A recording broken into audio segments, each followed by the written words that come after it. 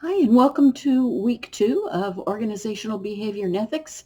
I hope that you had a good start last week, kind of got a feel of the way the course is going to run. There's a pattern of 2 discussion forums and a journal each week.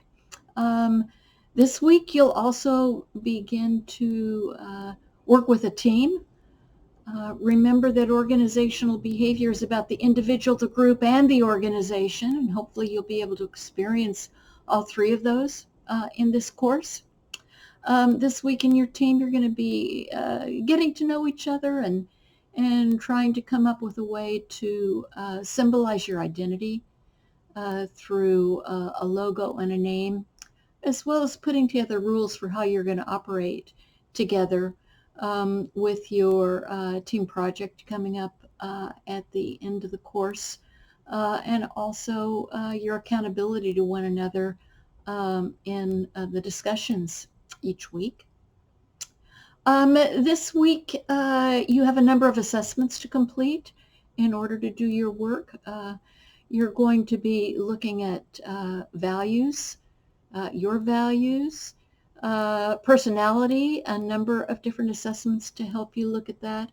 You're also going to be determining whether your locus of control, what governs you, comes more from the outside, rules, accountability, or more from your internal values. Um, and so there's an assessment to help you with that. And there's also an assessment on your overall job satisfaction. You'll primarily be using those assessments in your journal at the end of the week, which looks at the intersection or the relationship among job satisfaction, values, and personality. Make sure that you do the reading in Chapter 3 on job satisfaction. Complete the assessments and do the other readings before you write that journal. Of course, it's based on your experience and your assessments, but you also need to show that you understand what those concepts mean from your reading.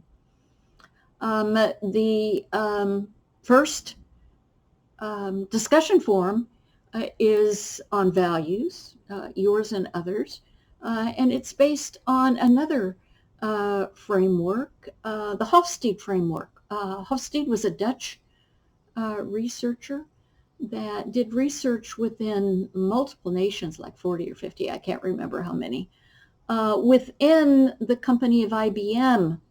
IBM has a very strong corporate culture. So he was looking at how people in the different nations differed in what they valued from one another, just in terms of their national cultures. And he came up with some really interesting results. I've given you some good links. One that I think you'll have fun with is one where you compare the values of people from different countries. So you can compare, say, Sweden and China, or you can compare the US and Mexico. And this should be based upon people that you know to help you understand differences. Um, when I was in Sweden teaching a few years ago, some things became clear to me about um, why I couldn't find out what was bothering people here in my workplace at North Park. North Park was founded by Swedes, and descendants, many, many descendants of Swedes over generations still work at North Park. And one of the things I found out is the Swedes are very conflict averse, and that's still operational many generations later. So I don't mean to have you confuse stereotyping with data and research and generalizations, and what we can learn from research about what people grow up with in terms of what's important ways of operating within a home, within a community, within an organization. I grew up with a very strong German mother several generations back, but she carried it with her, and I do too, in terms of adherence to rules and regulations and the desire to be precise and accurate. All of those things come out of the German culture. So I hope that assessment will be helpful to you. It will be, or that comparison, that will be the basis of your first discussion. The second discussion is about social responsibility. You'll be reading from the CEOs of BlackRock Investing and Salesforce, big software company that most of us have encountered, whether we realize it or not, and what those CEOs require in terms of social responsibility. And then you'll also be looking at whether or not you believe your organization is socially responsible.